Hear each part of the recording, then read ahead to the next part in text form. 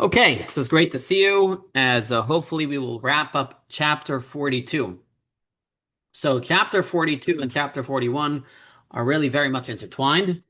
We're speaking about the awe of God.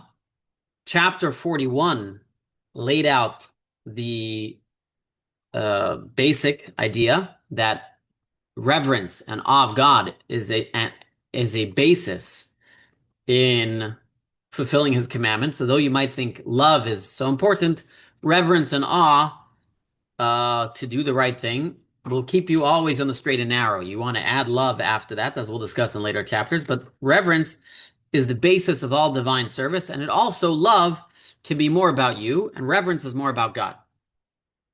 In chapter 42, though, we got a little more specific. How do we reach reverence? How do we reach awe? And we're discussing here what's known as the lower level of reverence. In other words, within reverence, we'll get to a deeper layer of reverence, but a basic reverence to appreciate that God is there with you wherever you are, watching you, and He cares about your actions and deeds. That's what was written in chapter 41. The Rebbe would instruct people, many people, in many letters, many places, to read the beginning of chapter 41 before they pray. However, chapter 42 kind of gives us the how. Chapter 41 is the what. The what is we should have a very basic reverence.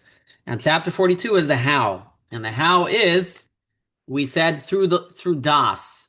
Das means the connection between our mind and our hearts, and that happens through this layer of das, which is a concentrated meditation in a way that you care to the point that there creates a fusion between what you know and what you feel. In other words, you can know many things and you can even understand it very well, but it doesn't affect how you feel, and it requires a meditation on what you already know. Okay, so if you think that the way to feel God in your life is just to study about God, there are many people that study about God and don't change the way they live, because we have to not only study about God, but we have to think about it in a way that will change our lives, to care about and to meditate deeply about the thoughts to the point that it has an effect on your life. So let's just give an example, right? Smoking is always an easy one. Uh, we all know today that smoking is unhealthy, but many people still smoke. Why? Because they don't feel the moment they're smoking the danger of smoking and what it really does to them. But imagine if they were to meditate deeply about smoking and how much their family means to them and how much it would mean to them to live on this earth. And they would see before their eyes, how smoking can cut their lives short. They would think twice. Well, not necessarily, depends how much they think, but if they can bring that into their level of feelings, then through such a meditation, they would change the way they live. We have the same idea that we have the same idea that what do you call it? We have the same idea that in Judaism, in fact, we are given a special soul, and that soul has a spark of Moses, and through that we're given a special power of Das. Why do we need a special power of Das? Because most things we meditate about are at least physical. To meditate about God and to bring it to our feelings requires a special blessing from God, and that is indeed the special blessing of God is that Moses inside of us that leads us and teaches us and also allows us to have that connection between what we know and what we feel. So the Moses, uh, kind of has a dual layer. Moses has a dual way that he helps us. Number one, the Moses in every generation teaches us. It's a very practical level, but also the Moses inside of us is that part of our soul that has that level of das. Okay, das, which allows the connection between what we know and how we feel. In today's reading, we're going to um, address um, a little bit more why this meditation about God, right? So last week we ended off, if you can feel God, if you can recognize that God is right there with you, right? Just as we wouldn't sin if someone else is in the room, you wouldn't sin if you know God is in the room. And this week he's going to explain to us even more why this meditation works. In other words, when you first read it, it sounds like Okay, yeah, just like if someone's in a room, you wouldn't sin. We should all know that God is in the room, and therefore we won't sin. But his question is, it's all nice and dandy, but we know the reason why a person in the room works is because I see the person. But God, I don't see. So what are you telling me if I were to recognize and feel that God is in the room? In other words, the reason I don't sin when someone else is in the room, or I don't act certain ways when someone else is in the room, is because I feel their presence and I see them there, and I'm embarrassed to do something in front of them. With God, even if I know He's there, but I don't really see Him, so where do you expect that embarrassment to come from? And the answer is, the Alter Rebbe's answer is going to be, is that there are many, many different ways to see things. For example, if you're in your room and there's nobody in the room, but you know there's a camera in the room and they're watching you, so just because you don't see the person, but you know they're watching you, or that they even, or not even they're watching you, you know they can watch you because you know there's a camera in the room. So though you're not seeing the actual person, you can feel their presence and you can be embarrassed, right? In other words, we see clearly from our physical lives that we don't necessarily have to see something actually in that room. Or even, by the way, if you go to a place where you're not sure, maybe there is a camera, maybe there's not, right? In those most public places, you assume there's a camera, and so you won't act certain ways because you know there's a possibility of people watching. So the Alter Rebbe makes the same argument over here is even though um, we don't see God with our physical eyes, but we do see God. We see the world, and we know that God is hidden within the world. So just as when you're in a room and you see, you're pretty sure there's a camera, even though you don't see it, you feel their presence. Um, Similarly, when you know with your mind that God is there, He truly is there. In other words, it's only just that your physical eyes aren't seeing it. Doesn't mean it's not there. Let's give an example. Um, if you have somebody who's blind, God forbid, um, but if they know that people are there, um, they would act a different way. I remember many years ago, I was at a Farbrengen, and someone made this whole long story about this guy who it's kind of a funny story, but it kind of ties into what we're saying. He was on his way home. His wife told him there's a birthday party. He's gonna have a real surprise, and so he heads home. And on the way, he buys I don't know. He stops off at like a chili place with lots of beans, and he eats lots of beans. And he gets home, and I forget, his wife puts on a blindfold, puts him in a room, says, I'm going to come back in a moment with the present. Anyways, in the meantime, the beans move through his stomach and he needs to let it go. He needs to let all the gas go. And he starts to let the gas go. Then they take off the blindfold and he finds out that his whole family is sitting there watching him, flatulating, as they say in English, right? And obviously he's very embarrassed. So the truth is that our eyes are very poor indicators of what is and what isn't around us, what can be seen and what cannot be seen. And the more science advances and the more technology advances, I think we have a better understanding of that. And so this is Alter Rebbe's argument, is that just because you're not seeing God with a simple vision that you see everything else, doesn't mean you can't see Him. Because there's many things in life that we can't necessarily see, but we see them. There's a lot of people that when they wash their hands, they literally like see the germs on their hands, even though they don't. There's no, even though you can't see without a microscope, they see the germs, they feel the dirt. I can tell you after I change a diaper, right? I have lots of little kids. I change the diaper, like I can almost like feel the germs on my hands, even though I don't see them, right? You can feel it. Um, and so the same thing as God. The truth is, we do see God. If you're in your room alone, the fact that you see your room, in a sense, is you're seeing God. Because the whole entire world only exists by virtue of God. And so you know behind the walls is God. And it's just as if you see a little camera, you know there's somebody behind that recording and watching. If you see walls around you, you see a world around you, you should also be seeing God. because God is what's vivifying that existence. In other words, if you bring yourself to understand that the entire world is vivified by God, created by God, then when you see the world, you will see God, just as when you see a camera, you see the person behind the camera. And the Alter Rebbe, of course, lived in the days before cameras, and so he gives an example of when you go see a king. If you go to the king and you don't actually see him, okay, you see his back, you see his crown, you see his robe, but you don't see him. You will be afraid to do anything in front of that king because you know the king is in the room. Even though you have not seen the king, you see the king's clothing, right? Nevertheless, through seeing the clothing, you're seeing the king. My example was a video camera, but that's the same idea. Is when you see the walls, you should be seeing God. And so here he's getting to answer the question that I started with. I started with the question. The question was, you're telling me every single room I'm in, I should see God because I should know that God is everywhere, but I don't see God. And the Alter Rebbe's argument is, no, you see God. Just as you see the camera, you see people looking at you, you see the walls, you see God looking at you, because those walls wouldn't be there if not for God. Let's take a look here at the text inside. It says like this. He says,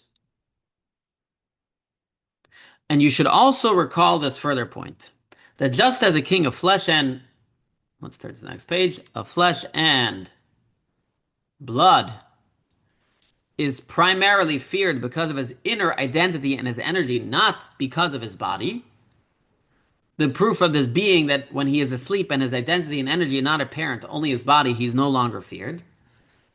To some extent, as long as you don't wake him up. And obviously, his inner identity and energy are not something visible to our physical eyes, but are discernible effortlessly through the mind's eyes. Since when your physical eye sees his body and clothes, you know through deduction that the king's energy is within them. While it might seem difficult to discern the truth of things beyond their outward physical appearance, the Tanya reminds us that we do it all the time. When we recognize a person through the outward appearance of his or her body and clothing, we nevertheless infer the identity and character of that person through deduction. How is that so different from inferring God's energetic presence through the garments of the physical world? In other words, don't tell me that you only see the physical. We're always seeing beyond the physical, right? Nobody would ever say, well, I only see the camera. I don't see the person behind it. So what am I afraid of, right? Or you're going to drive through a toll, right? You're going to drive through a toll without paying, and you know there's cameras, but you say, well, nobody's stopping me. I don't see anybody. No, you know the state is behind you. They're taking pictures. They're going to watch it. They're going to send you a bill. He's saying that all the time we see things that we don't see by inference. The same thing should be about God. And so he says, if so, then you ought to fear God through the very same deduction, through observing with your physical eyes the skies, the earth, and all their contents, the king's clothing, so to speak, and then deducing that the blessed infinite light is found within them to give them light. Just as you effortlessly infer a person's identity and energy after seeing his or her external body and clothes, so too you can easily deduce God's presence from seeing his clothing and contents of the world, and realizing that their inner identity and energy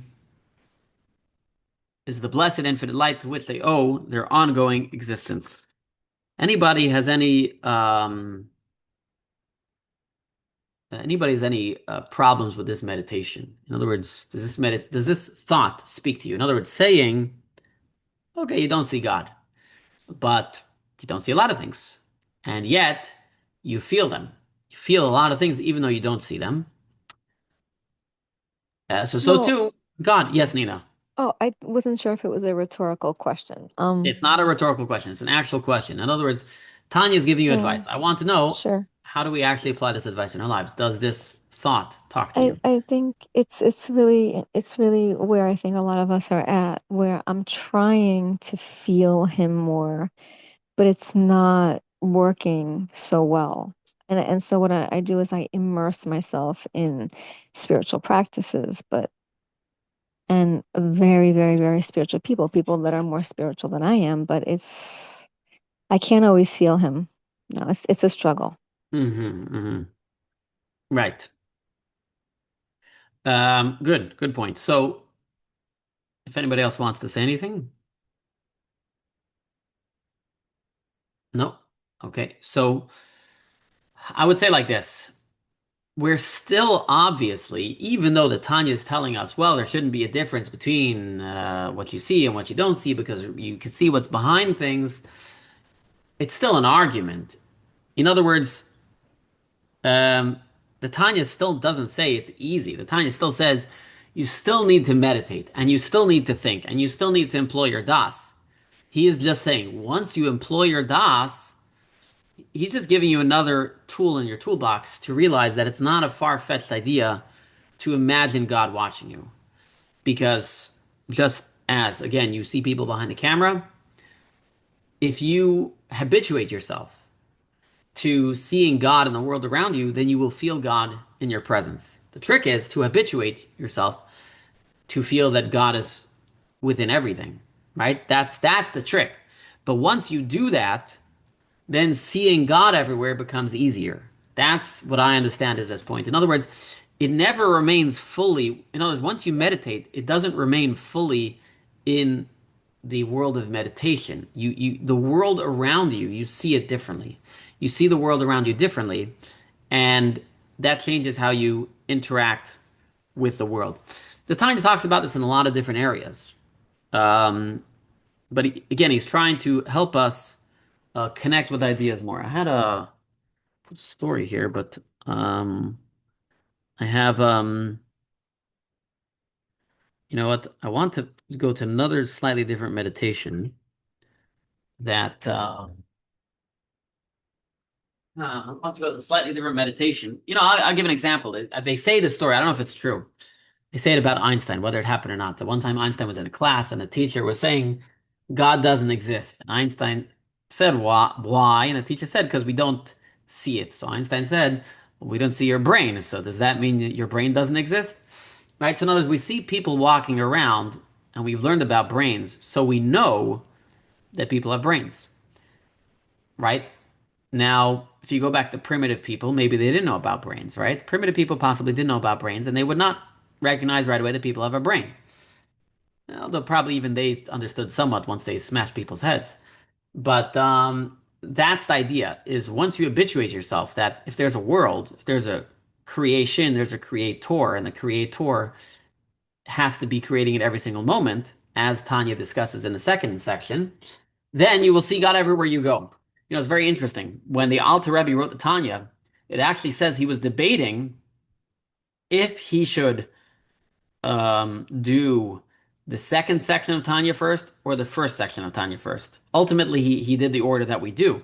But the reason why he thought of doing the other way is we see clearly so many times the second section of Tanya plays a big role in all of our meditations and thoughts. The second section of Tanya explains to us at length and in depth how we are supposed to view the world and see God's creation every single moment, how the world cannot exist every single moment without God recreating it. So in other words, if you fully connected with ideas in the second section of Tanya that the world is being recreated by God every single moment, you would never question that God cares about the details of your life because he's recreating you right now. You would never question that God is watching you right now because he's recreating you right now. You would never question God's care about your life because you know he's recreating every single second.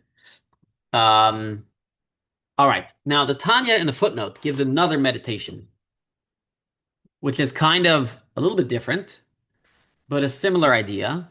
In other words, one meditation is simply the knowledge that the world cannot exist without God. And so when you look at the world, you see God.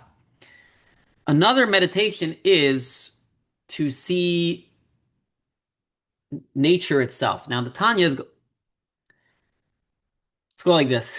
In our prayers, we talk about how all the stars of the heaven bow down to God. Now, in today's lexicon, most people don't believe that the stars have any thought process. Okay? So it's kind of a foreign concept, but you should know the ancients, people till recently, really, thought that the stars, the moon, the sun, they all were very brilliant beings. And so to people who lived in the ancient world, when you would tell them the stars, the sun, the moon, they all bow down to God, they found that very, very interesting. Now, at the bottom, the Alter Rebbe is going to give that exact meditation. And again, it's something found in our prayers. So how do we relate it today? So number one, who says the stars don't have any thought process? But number two is even if you say they don't, um, you can also look at the meditation in another way. There is a letter to the Rebbe about this, and I'm forgetting it, so I really have to look it up. I don't want to say the wrong thing, but also I also when I read the meditation, it's just the general idea of looking at the world around you and seeing how the hand of God is in everything. In other words, not just that the world cannot exist without God, but everything that goes on in the world cannot be happening without God. In other words, one is focused on the world's existence, and one is focused on the happenings within the world. You know, the orderness, the laws of nature, and all those types of things. Um, as people say, the more they study science and realize the complexity of the human body, the human spirit, biology, the more they recognize God. And so that's another meditation that I can say. Again, it's not exactly what Tanya is going to say in a moment, but you can say, if you see the order and the nature in the world, how can you doubt God's presence? Let's take a look here. See, here's the footnote of the Tanya. The footnote of the Tanya, which we normally don't do footnotes, but we are today. So he says like this. He says, it's also apparent to the eye that the heavenly bodies devotedly follow God's light, um, as they bow all day, more moving towards the west where the sun sets. As our sages taught of the verse, and the contents of the sky bow to you, that the divine presence rests in the west, which is why we face the western wall, from which it follows, which by the way, the western wall is not the only wall that's standing. From which it follows that the heavenly body's movement the entire day towards the west is a form of bowing and devotion towards the divine presence. Even if you can't sense God's presence behind the physical veneer of this world, you can see with your eyes how the heavenly bodies worship God, shifting towards the west where the divine presence is found. The Tanya now puts this into the context of our example of a king garbed in clothing. Now, even a person who never saw the king and wouldn't recognize him at all personally would nevertheless be gripped with awe and trepidation if he entered the king's courtyard and saw numerous high-ranking officials bowing to one particular person, realizing that this must be the king. The person who has never seen the king and doesn't even recognize him represents the failure to discern God within the physical matter of this world. But even when this fails, you can notice the other entities, the sun and the planets, do discern. You see numerous high-ranking officials bowing to one particular person that ought to lead you to reverence. And that's why I wanted to read this. In other words, even if I have trouble recognizing God's constant creation of the world, the concept and the philosophy behind it, I'm not yet there. But if you look at the world around you and you see, if the world around you helps you recognize God, that is like seeing the soldiers bowing to a particular person. So when you see orderliness in the world, when you see the laws of nature, when you see biology, when you see science, and when you see all these things and they all point to God, then when you, that's another way of seeing God. In other words, not necessarily seeing God directly, but seeing God by virtue of all of those that are bowing to him. Okay? So that is the second, it's mentioned in a footnote because, the ideal is to be able to see God himself. But even if you can't see God, he's saying you can see God through things around you. Okay, I have a couple of footnotes here. Um, Prioritizing my relationship with God above all else, which is a good start. Rabbi Chassidus believes all materials have sentience in some sense. Good question. Do the materials themselves have sentience? Or, see, there's a soul within everything. So there's a soul within the rock. But is it the rock itself that has sentience? Or is it the soul that's within the rock? In other words, by the human being, the soul becomes fused with the body. And so we have sentience.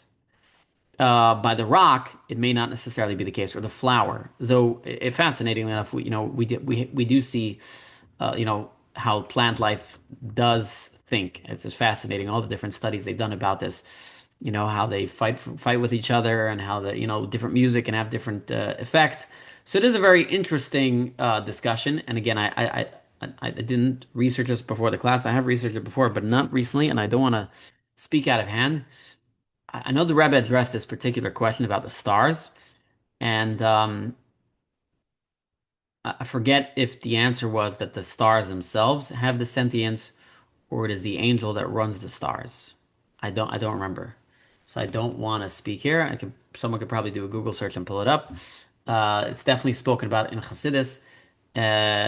So I'll leave it at that without, I don't want to speak out of hand, if that makes any sense. But the point that's mentioned here um, is true nonetheless. The point that's mentioned here is even if meditation about God Himself, in other words, directly seeing God, you can't do that, but meditations that lead you to see things that are recognizing God, the laws of nature and things like that, that also is a useful meditation. Now let's continue. Um, which page am I on? I was on page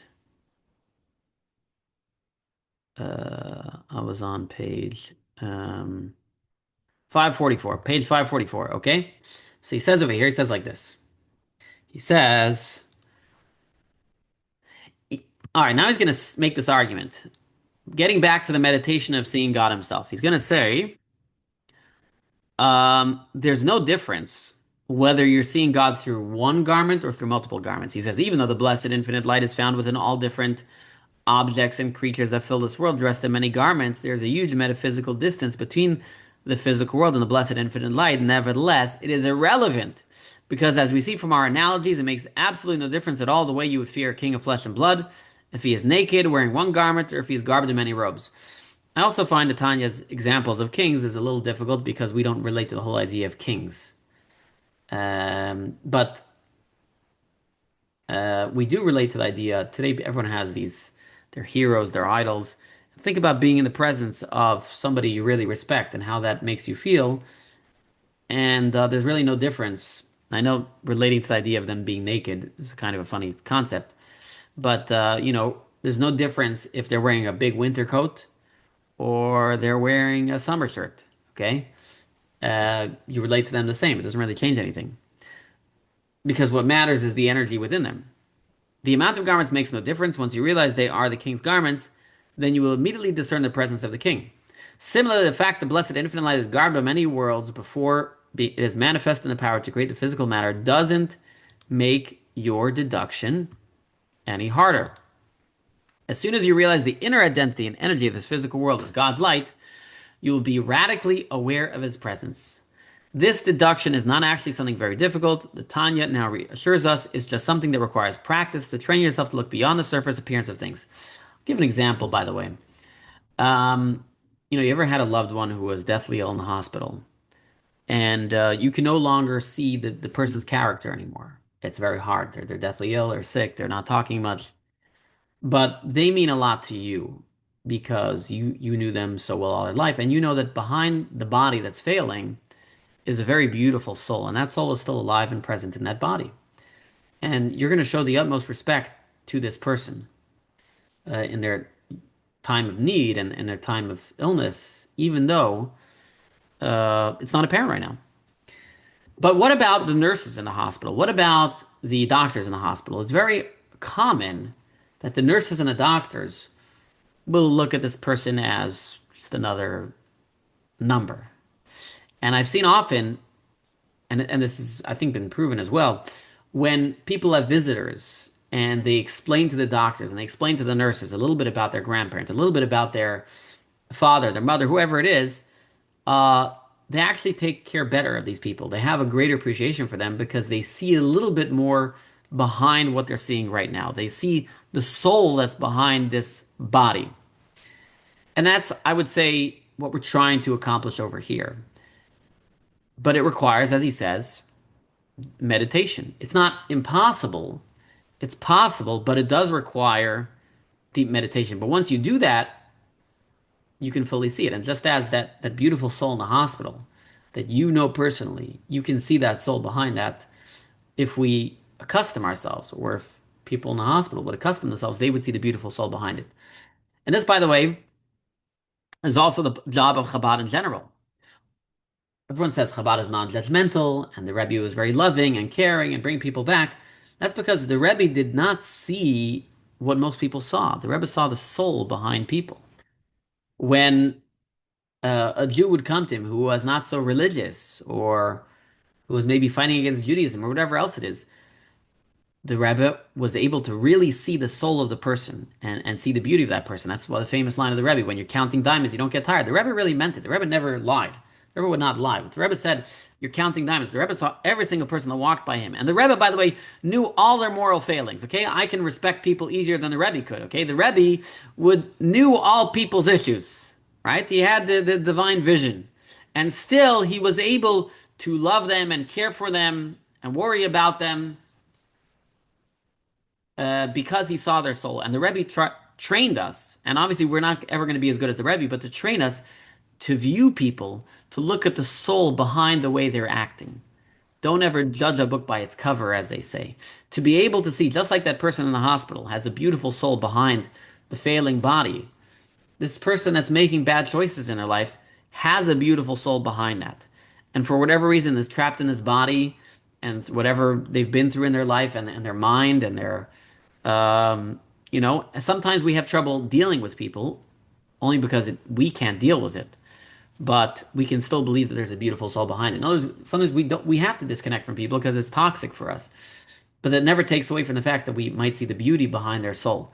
So what we're talking about here applies to Chabad in general. This idea and the ability to be able to see the beauty behind every single person. And so these meditations apply to God, but they apply to every human being. The Rebbe would tell people often to study chapter 32 many times. Chapter 32 is a chapter in Tanya that talks about loving a fellow Jew, to be able to see the unity that really exists between us. Because again, it's all about seeing beyond what your physical eyes see. When you can see beyond what your physical eyes see, you view the world with a different lens. That's the entire Hasidic philosophy. The entire Hasidic philosophy can be summed up into seeing beyond, seeing what's deeper, seeing the truth, as we'll call it. That's the entire Hasidic philosophy, to allow us to be able to see the truth of the world. That's the whole Hasidic philosophy summed up in one sentence. That's why we're studying Hasidic philosophy. So, and this is the difference between Hasidic philosophy and, say, other books of Jewish ethics. Some books of Jewish ethics, they focus on, well, if you sin, you might, you'll sit in purgatory. If you do the right things, you'll get rewarded. Hasidic philosophy doesn't focus on that. It only mentions those things when it proves its point. Its focus is to be able to see the truth of the world and the truth of yourself.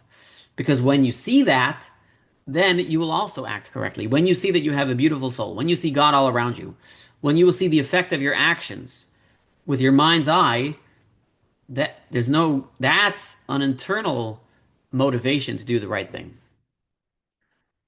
All right, so now let's read in Tanya where he tells us that in order to see the truth of the world, it's what do I say? It's simple but not easy, right? It's simple but not easy.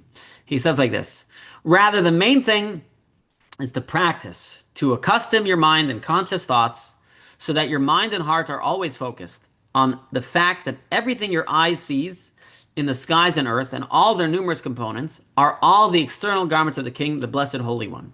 And through this, you will constantly recall their inner identity in God's energy, which is God's light. Okay? Um, this meditation of God's presence in the world. So again, but his main point here is it requires purposeful, focused meditation. This meditation of God's presence in the world resembles the meditation we have learned in chapter 33 to probe deeply in your mind, picturing mentally and cognitively how he fills all the worlds, upper and lower, and even how this lowly physical world is filled with his glory. There, however, the meditation was described as leading to faith, whereas here the meditation is described as one of intellectual discernment to accustom your mind. Okay, sorry. The Tanya will reconcile two parts. Okay, anyways, ignore the note for now. It just might confuse you. And the Alter just says something fascinating. He says, and this cognitive, meditative practice could also be called emunah, usually translated as faith, a term which also implies practice. That a person accustoms himself like a skilled worker who trains his hands. So the word emunah we usually take to mean as faith, but the word emunah also means accustom yourself. And so it's a fascinating idea. People say, I want more emunah. Well, one meaning of having more emunah means to accustom yourself to meditate about God. And when you accustom yourself to meditate about God, you will see God more often. So it's a fascinating play on the word emunah. We usually think emunah is just to blindly accept.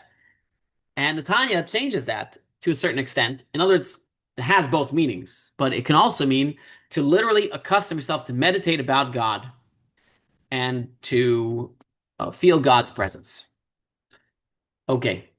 Any questions or comments?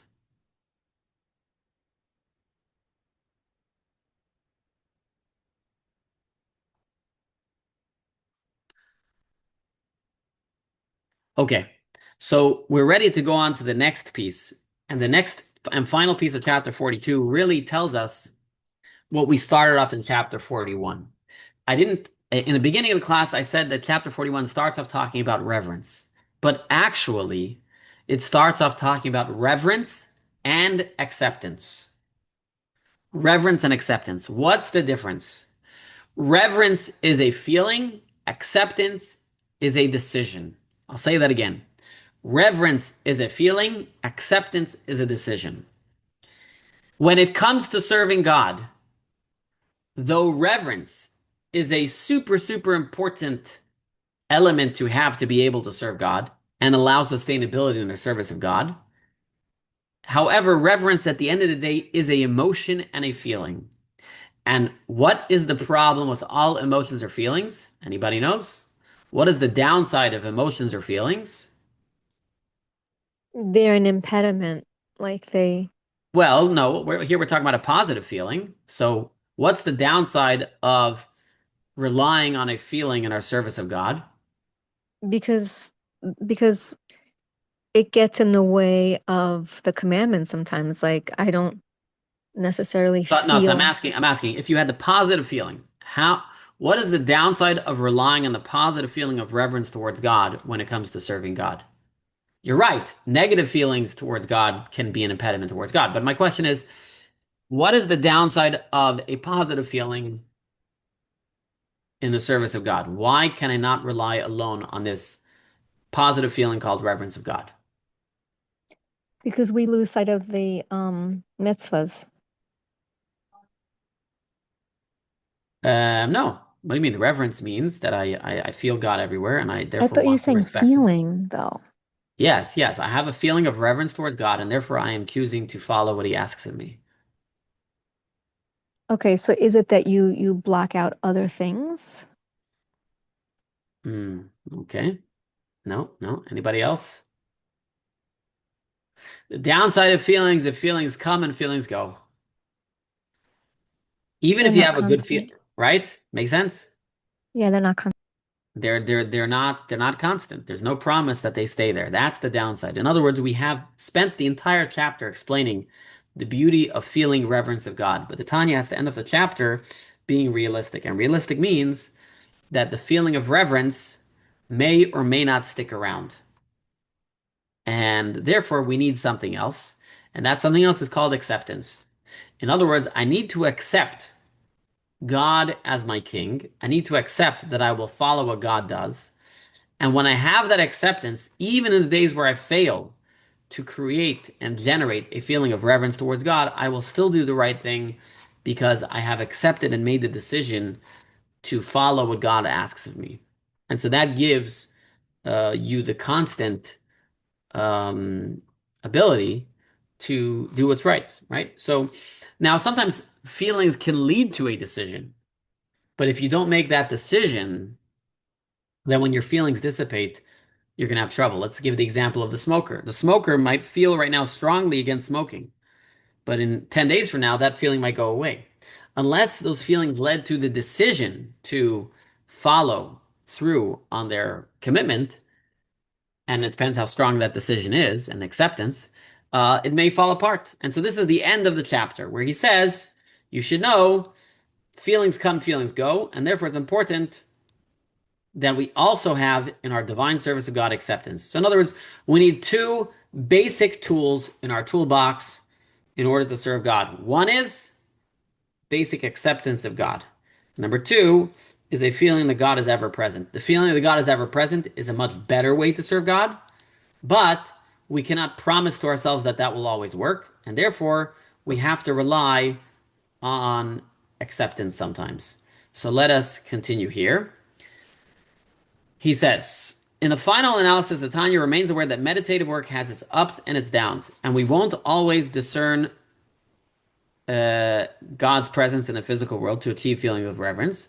So, as we conclude our discussion, the Tanya reminds us that while meditative results may fluctuate, we can always draw on our innate ability to accept God's authority, even when we can't muster any sense of reverence. This represents the flip side of faith and reason conflict. When reason meditative work fails, you can always rely on your faith in God to accept his authority. And so he continues.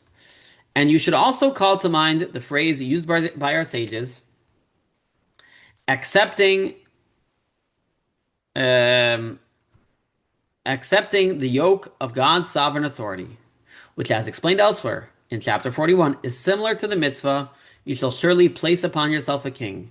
Placing upon yourself a king is an acceptance. Okay?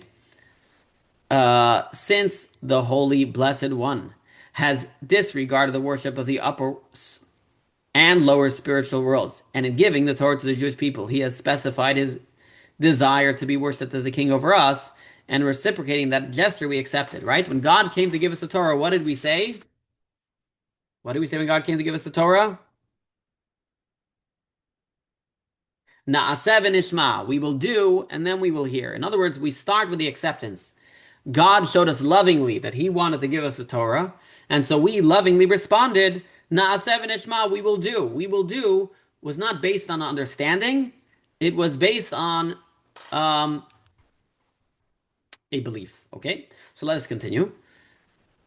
Sorry, it was based on acceptance. And this is also the idea behind the four times that we bow during the Shemona Esrei prayer. So the Shemona Esrei is the Amidah. And there are four times that we bow during the Amidah, the silent devotional prayer. We bow twice in the beginning, and we bow twice at the end, right? So what is the idea of bowing? When you bow, it's a submission, right? That's why people would bow before the king. But what's the point of bowing? A submission to accept what they would do.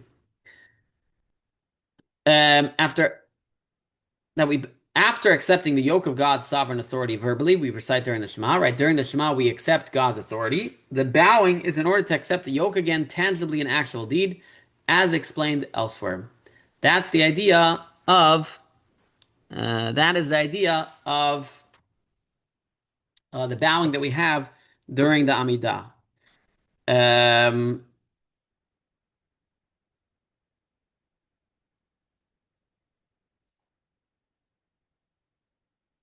so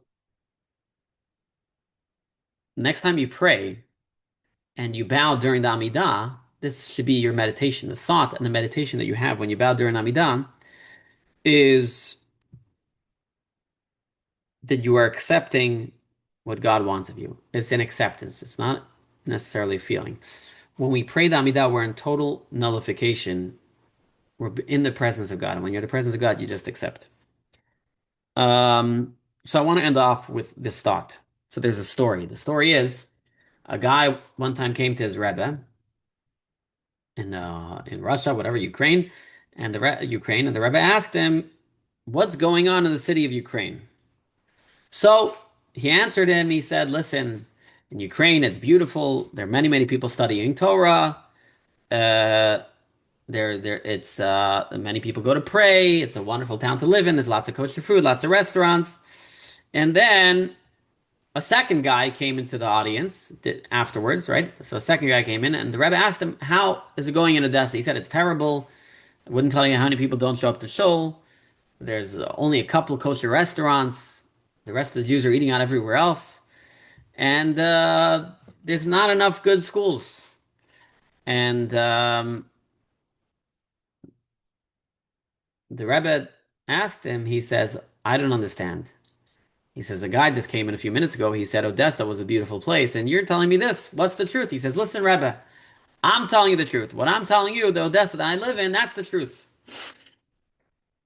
So the Rebbe told him, "I have to tell you the truth." He says, "I know what's going on in Odessa. I know all the problems and all the issues and all the good things that are going on there. I didn't want to know what's happening in Odessa. I wanted to know which Odessa you live in. In other words, the world that you live in. What are you seeing? Okay? And that's really the question in life. The question in life, God knows where we live. We know where we live. The question is, what world do we see around us? Do we see a dangerous world? Do we see a world in which there's no presence of God? Do we see the world as a jungle, or do we see the world as God's world? And do we see God's presence everywhere and in everything? And that's what's demanded of us that Tanya is telling us. We need to meditate and we need to think and we need to try to find ways to bring God consciousness in every single moment of our day. And when we do that, it makes serving God that much easier. And he added at the end, if you cannot meditate about God, of course, and you cannot see the world around you in that light, at the very least have an acceptance of it. And again, this topic here is specifically referring to seeing God, but as I mentioned earlier, this is the general Tanya view and outlook, the general Hasidus view and outlook of life in general, is to be able to see the world around us differently. I spoke about our love of a fellow, about seeing the goodness inside of them. Um, and there are so many Jews today who are very, very down on other Jews, and they give up on them very easily. Or people in general, right? You see an anti-Semite, you want to give up on them very, very easily. Someone told me a story just the other day. He's not super religious, whatever, but one of his friends for many years started asking about Israel and telling him how horrible it is. And the guy who comes to the show, whatever, he told him, he said, listen, just do the research yourself. None of this is true, but where are you basing this off? Well, just do the research yourself. He said, surprisingly, the guy came back, a week later and says, wow, I didn't realize, right? So our normal reaction when we hear this anti-Semitism is to just give up on people. They're horrible, they're bad, and we give up too fast. We have to see that there's a lot of good. You have a lot of people going around saying Gen Z, Gen X, millennials, all the problems with them. That's the question. What Odessa do you live in? What world do you see? Do you see a world of problems, or do you see a godly world, which means there is a world of solutions, that there is a better ending, there is hope, and hopefully that's what you get from today's class. Is we have to train ourselves to see the world differently, and then we will live honestly in a better world and in a world that's easier to see God wherever we go, and we'll live happier lives, better lives, and more committed lives, and more Jewish lives. So I'm going to end early because we end chapter 42, and we will next week continue with chapter 43. Hope to see you all Wednesday night Yeah. for the final JLI class, and I hope to see you on Thursday night if you can make it for all night learning at the Shul.